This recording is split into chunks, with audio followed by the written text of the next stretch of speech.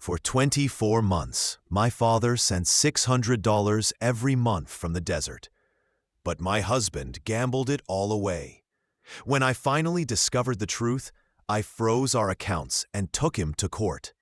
For 2 long years, I thought our financial troubles were just part of life. Low wages, high bills, and birthdays we celebrated with cheap decorations from the dollar store. But what I didn't know was that our hardships had a much darker reason. Every missed school trip, every meal I skipped so my kids could eat, and every late-night delivery shift wasn't bad luck. It was theft, and the thief was the man sleeping beside me. It all started on a video call with my dad. I was showing him the kids playing outside when he casually said, $600, sweetheart, like always. My husband's eyes widened. His coffee cup nearly slipped from his hands. My dad's tone changed quickly, anxious and confused. The birthday money, he said. I send it every month. I laughed awkwardly. Dad, I think you're mistaken. You haven't sent anything. I would have thanked you. His face darkened on the screen. Mixed up? I've been transferring $600 every month for 2 years. For the kids, for birthdays, for clothes, for whatever you need. He disappeared from the frame, then came back with a folder full of receipts. He held them up to the camera one by one. October, November, December, all showing $600 sent each month. The routing number ended in 4782. My heart sank. That was Silas's separate work account. For my grandkids, my dad said, his voice breaking, so you wouldn't have to struggle while I'm stationed here. So they could have proper birthdays, gifts, and groceries without worry. Each word hit me like a punch. I remembered Marin's birthday last year, dollar store balloons, her disappointed little face, when I promised we'd do something special next year. The nights I skipped dinner so the kids could eat enough. The 2 ramen dinners per week. The missed field trips. I'm living in a barracks in Kuwait, Dad said softly. I've been sending half my pay so you wouldn't suffer. I looked at Silas. His face was pale, his hands trembling. Coffee spilled across the counter like a confession. 24 months, I whispered, trying to process it. $600 every month. $12,000. My chest tightened as I remembered selling my grandmother's ring for school supplies, driving for DoorDash late at night to buy groceries, and telling the kids that homemade birthdays were more special. Meanwhile, Silas came home late with excuses and empty eyes. You've been stealing my father's money, I said quietly, while our kids went without. The silence in the room was suffocating, broken only by Marin's laughter from the backyard. I was going to tell you. Silas stammered. Tell me what? I snapped. That you've been pocketing $600 a month while I worked 3 jobs? While Marin thought we couldn't afford a simple birthday cake? Where is the money? I grabbed his phone and forced him to open it. There it was. Deposits from Kuwait, followed by casino withdrawals. $200 here, $300 there, all labeled ATM Casino. I have a problem, he muttered. You had $600 coming in every month from my father, I said coldly. And while I was skipping meals, you held me as I cried over how we'd failed our kids, blaming budgeting when it was you stealing from us. Dad's voice came through the phone, steady and sharp. Silas, did my granddaughter eat ramen on her birthday while you had my money in your pocket? Silas couldn't even look at the screen. I'm 7,000 miles away, Dad continued, and you made my daughter think I'd forgotten them. I scrolled through Silas's transaction history. My voice shook as I pointed out each date. July 15th, Marin's first soccer game. August 3rd, Her first dance recital. You said you were stuck in traffic. You were gambling while I sat alone at our daughter's biggest moments. Silas stared at the floor. Then another memory struck me hard. Last Christmas. I'd told the kids Santa was having a rough year. Marin cried. She thought she'd done something wrong. She even made a list of ways to be better so Santa would love her again. My voice broke. You had $600 that December, another $600 in November. Over $1,000 while I wrapped dollar store toys in newspaper. You made our daughter think she wasn't good enough for Christmas. Marin ran in with her paper crown, asking for cake. I smiled through tears and told her, "Yes, baby, go get your friends." When she left, I turned back to Silas. $600 a month for 2 years. Your daughter wore shoes with holes. Your son missed soccer. I skipped lunch to save $5, and you gambled away every cent. Dad's voice cut through. I'm on the next flight home. Emergency family leave. 24 months of wire fraud, Silas. Corin, pack the kids' things. You're done struggling alone. I stared at Marin's paper crown on the counter, made of foil and plates. She had no idea her grandfather had paid for something real. You didn't just steal money, I said calmly. You stole their relationship with him. Marin thinks her grandpa doesn't care. You took that from her. On the screen, Dad was putting on his uniform jacket while Mom spoke to someone off camera.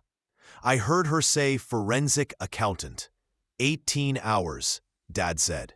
And Silas, you better not be there when I arrive. The call ended.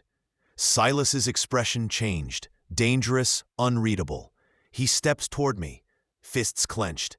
My hand gripped the counter edge until my knuckles turned white. I slid my phone under the counter and typed 3 words to Dad. Marin burst through the door asking for juice. I smiled, brittle and forced, while Silas moved to the corner, glaring. I handed Marin her drink with trembling hands and watched her skip outside, unaware that her world was about to change. I texted my neighbor, asking if she was home, just in case I needed to leave quickly. She replied instantly, "Doors open." That gave me a tiny sense of safety. Parents began arriving to collect their kids from the party. I smiled and waved, pretending everything was fine, while Silas lingered in the kitchen. Once the last child left, I locked the door slowly, knowing what was coming. He started ranting, saying I didn't understand, that he'd pay it back. I raised my hand to stop him and quietly pressed record on my phone, placing it on the counter between us. The red light blinked as he paced, alternating between blaming work stress and promising to change. I stayed silent as he admitted to stealing, claiming he only borrowed it. My stomach turned, but I kept my face calm. When the kids came in asking about dinner, I smiled and said, "We're having a sleepover in Mom's room tonight." They cheered, thinking it was fun. After they settled in, I locked the bedroom door and heard Silas moving in the hallway. He knocked hard once, then stopped when I told him the kids were listening. I called the non-emergency police line from the bathroom, whispering under running water. The operator took my report and assured me they'd patrol near our house if needed. Her calm voice steadied me, even as my hand shook. Dad texted from Germany during his layover, confirming his flight and car rental. Mom messaged separately, saying she'd already contacted a financial abuse specialist to start documenting evidence.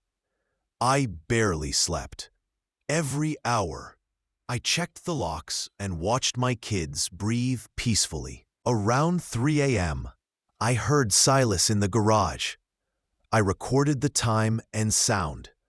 His truck engine started, idled, then stopped 20 minutes later. I noted everything. By sunrise, I had written a detailed timeline, every missed event, every late night, every excuse. The kids woke up cheerful, unaware. I braided Marin's hair with trembling hands and packed lunches like nothing had changed. Silas was passed out on the couch, surrounded by empty beer bottles. I took pictures, the perfect proof of how far he'd fallen. The timing of that video call seemed almost supernatural, as if the truth had waited for the right moment to reveal itself. At the bank, I opened my own account, redirected my paycheck, and transferred half of our joint balance, exactly half, taking screenshots as proof. When I returned home, Silas was still asleep.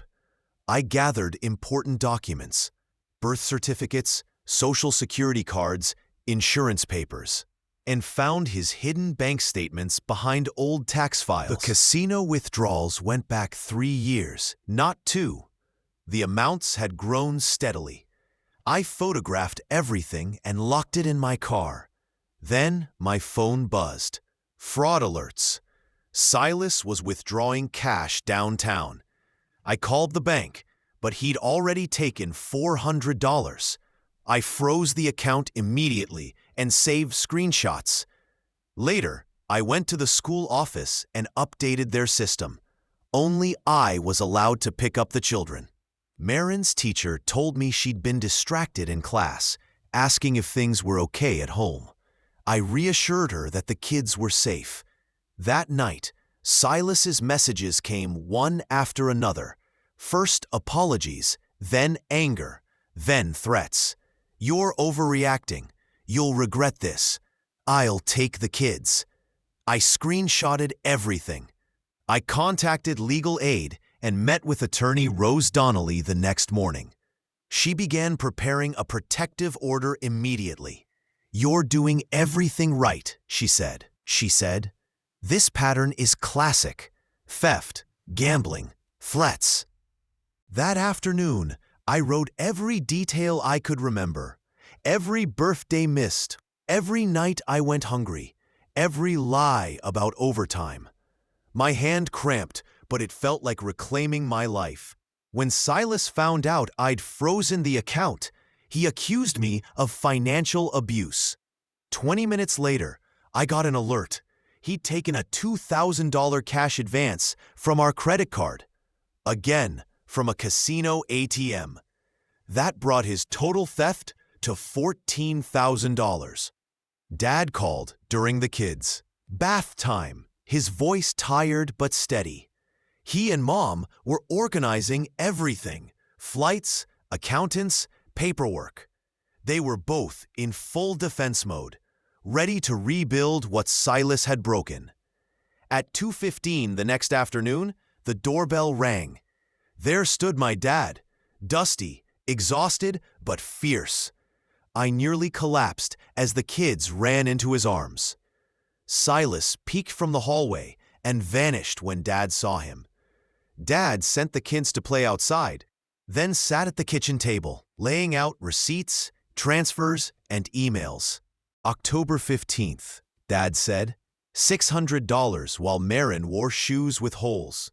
November 3rd, $600 while they ate ramen. December 1st, $600 while they thought Santa forgot them. Silas mumbled something about addiction being a disease, but Dad's glare silenced him. After reviewing all 26 payments, Dad said firmly, "Pack your things and leave." Silas folded his arms. "This is my house too." Dad called the police for a civil standby. Within 20 minutes, 2 officers arrived and calmly told Silas he should pack a bag and leave for now. He shouted, threw clothes into a trash bag, and stormed out. The officers stood by until he was gone. That night, I couldn't sleep. I took all the bank statements and began building a detailed timeline on a poster board. One column for Dad's payments, the other for every lie, every date Silas claimed to work late, every night we went without, every challenge we faced, Each missed opportunity and every moment I had to tell the kids no, I wrote them all down on one side. On the other, I listed every casino withdrawal Silas made using Dad's money. When I saw Marin's missed field trip beside a $200 ATM transaction from the casino, I rushed to the bathroom and threw up. Dad stayed up with me that night, brewing endless coffee and quietly supporting me without trying to fix anything. Around 3 a.m., my phone rang. It was the forensic accountant Mom had hired, calling from the East Coast, where it was already dawn. She had worked through the night and found the situation far worse than we expected. Most of Silas's withdrawals occurred within hours of Dad's payments. She also discovered 2 transactions we had missed, raising the total to 26 payments and $13,000 stolen. The theft had started 2 months before Dad told us, meaning Silas had been lying and stealing for much longer. The next morning, I went to the police station with my timeline board and 3 folders of evidence to file a fraud report.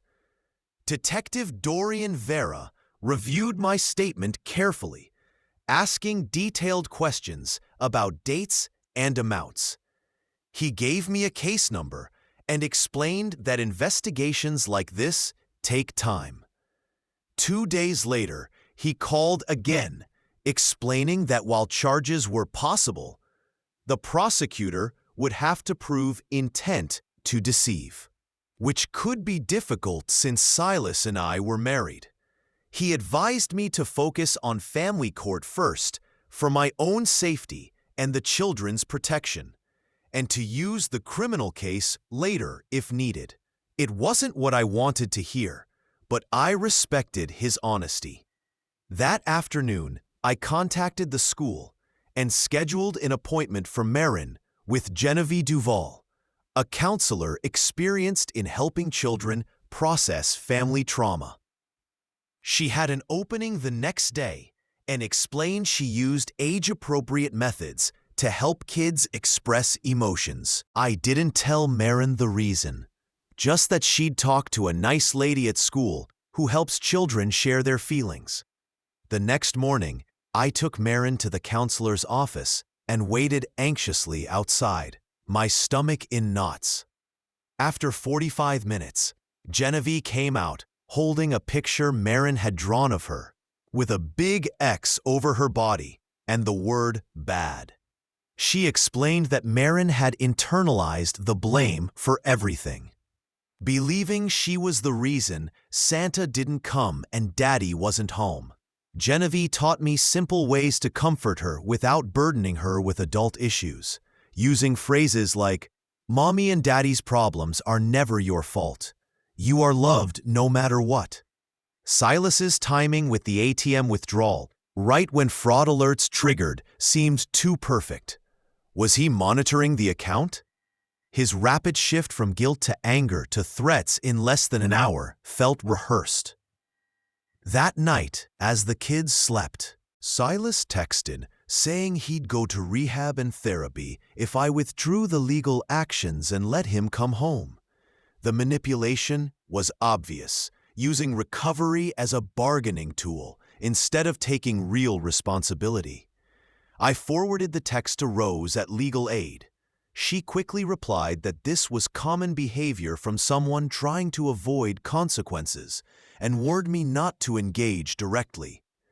That evening, Dad sat at the kitchen table, laptop open, reading custody laws while I served mac and cheese. He kept shaking his head, muttering how the system often protected abusers instead of victims. When the kids went to watch TV, he showed me case after case of gambling addicts still granted visitation rights. He clenched his jaw at the mention of supervised visits and gradual reunions.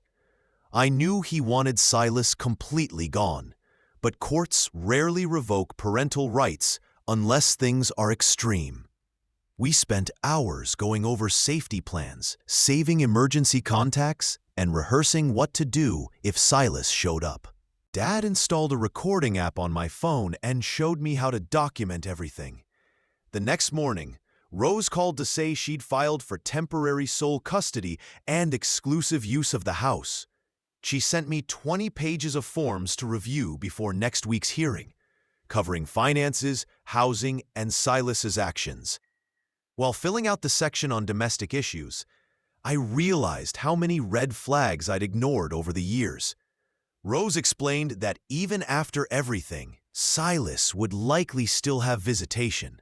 The thought made me sick, but she reminded me, judges almost always maintain some parental contact. She told me to start keeping a daily journal of every incident. 3 nights later, pounding on the door woke us at 10:15 p.m. Silas's slurred voice shouted through the woods, demanding to see the kids. Dad jumped up while I called 911. The operator stayed on the line as Silas kept yelling about his rights as a father. Marin came downstairs crying, and I carried her back to bed, heart racing. Police arrived in 8 minutes, though it felt endless. 2 officers spoke with Silas outside, while another took my statement. They warned him about Rose's protective order and said returning would mean arrest. He argued for 10 more minutes before finally leaving. I got another case number and was told to call immediately if he came back. Dad stayed up the rest of the night in a chair facing the front door. At 7 a.m., a locksmith came to change all the locks. Dad watched as I made breakfast, trying to keep things normal for the kids. Later that day, we installed a video doorbell and motion lights. Dad showed me how to monitor the feed and set movement alerts. That afternoon, we gently explained new safety rules to the kids. When Marin asked why Daddy couldn't use his key, I told her he was staying somewhere else for a while. 2 days later, Detective Vera requested permission to subpoena Silas's bank records and obtain surveillance footage from 3 casinos. He said the fraud case was progressing, but it would take months. I signed everything immediately, desperate for justice. He mentioned evidence of Silas's gambling stretching back 5 years, long before Dad ever sent him money. While sorting the mail, I found 3 letters from payday loan companies thanking me for recent applications. My hands shook as I called the numbers and discovered Silas had borrowed $5,000 using my Social Security number. Each company confirmed the loans were made online from unfamiliar IP addresses. The rage and shock made me dizzy. I spent 6 hours on hold with credit bureaus, filing fraud reports everywhere I could. Experian, TransUnion, Equifax. The woman at Experian said she handled similar cases weekly and walked me through freezing my credit. I also filed reports with the FTC and local police, detailing how my husband had stolen from my father and used my identity to fund gambling. The 3rd payday lender said they needed a police report to investigate, so I drove back to the station and filed one for identity theft. The next day, Genevieve from Child Services called to check in. She suggested keeping the kids' routines as consistent as possible. Same bedtime, meals, and weekly traditions to help them feel safe. Acting normal felt impossible, but she insisted that stability mattered most. We continued our movie nights, park visits, and bedtime stories. 4 days later, I got a call from someone named David Ditt, Silas's new addiction counselor. He confirmed Silas had joined an outpatient gambling recovery program and wanted to discuss boundaries. David explained that recovery could take years and relapse was common. He praised my decision to maintain distance, saying family therapy wasn't appropriate until Silas showed consistent improvement. He agreed that keeping the kids apart during early treatment was wise. He'd send monthly updates, but warned real change would take time. 2 weeks later, I sat in court as the judge reviewed the evidence Rose had compiled. Silas sat at the other table with his attorney, hands folded. The judge examined the financial records and asked him directly about the $12,000. He mumbled excuses about having a problem and seeking help. When questioned about the payday loans in my name, his lawyer objected, but the judge overruled. After 40 minutes, she granted me primary custody, allowing Silas supervised visits every other Saturday, pending further evaluation. It wasn't full protection, but at least he wouldn't be alone with them. The judge emphasized the financial abuse evidence and ordered Silas to continue therapy. Rose told me this arrangement was temporary until the full hearing in 3 months. The next day, I met with the district attorney to discuss charges. She explained that proving intent for wire fraud would be difficult since we were married. Courts often consider marital funds shared, even when one spouse hides money. However, the identity theft was different, as he forged my signature and used my social security number without consent. She said she'd pursue those charges, though punishment might be minimal, possibly probation, if he had no record. I left frustrated that stealing from family seemed to carry less weight than stealing from strangers. That weekend, Dad sat me down with a binder of documents. His emergency leave was ending in 3 days, and he had to return to Kuwait. He had opened a trust account for the kids, accessible only to me with strict identification requirements. Silas couldn't reach it, even with my information. Mom would stay another week to help with routines. Dad made me promise to call if anything happened. The supervised visitation center was a converted office building filled with toys and cameras. Silas's first visit was that Saturday. Marin had been asking about Daddy all week. When we arrived, she ran to him, but stopped short when she noticed the supervisor watching. Silas tried to act normal, but Marin kept staring at the stranger. He told her the person was just there to help, but she didn't believe it. She hugged him briefly, then pulled away, confused. When I picked her up 2 hours later, she had a meltdown in the car, crying that she missed Daddy and didn't understand why someone had to babysit them. I held her as she cried herself to sleep, heartbroken by her confusion. That night, Silas flooded my inbox with long messages, swinging between apology and blame. He claimed his counselor told him to express feelings, but instead of journaling, he sent every thought to me. I forwarded them all to Rose, who advised keeping everything documented for the custody hearing. The next week, an eviction notice appeared on our door. The landlord had tried contacting us for weeks about missed rent. Silas hadn't paid October or November and kept the money. We owed $3,600 with late fees. I called the landlord, explained everything, and he agreed to a payment plan. Dad wired half the amount that day, leaving me feeling both ashamed and grateful. That night, I debated whether to move back east with my parents or keep the kids in their school. Marin's teacher said she was struggling and needed consistency, so I stayed. I signed up for grocery delivery apps and worked nights after the kids slept. Dad wasn't happy, but I needed independence. The exhaustion was worth keeping Marin in her familiar school. On Wednesday, Detective Vera called with an update that made me physically ill. Casino footage showed Silas gambling during Marin's dance recital on October 15th. I remembered sitting alone, making excuses to other parents. Footage from November 3rd showed him laughing at a poker table during her first soccer game.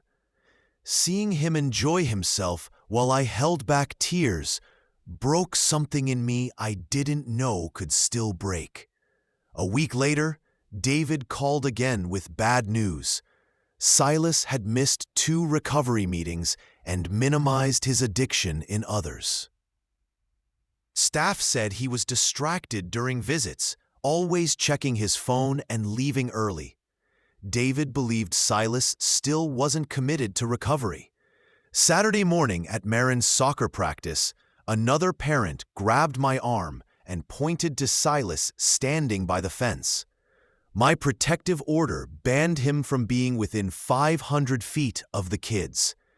I kept Marin busy while dialing 911. Other parents formed a barrier between him and the field. By the time police arrived, he was gone, but I filed another report. The officer said repeated violations would strengthen our case at the next hearing. 2 days later, I sat in Rose's office, completing paperwork for a permanent protective order, as she explained how Silas's ongoing defiance would only reinforce the case against him.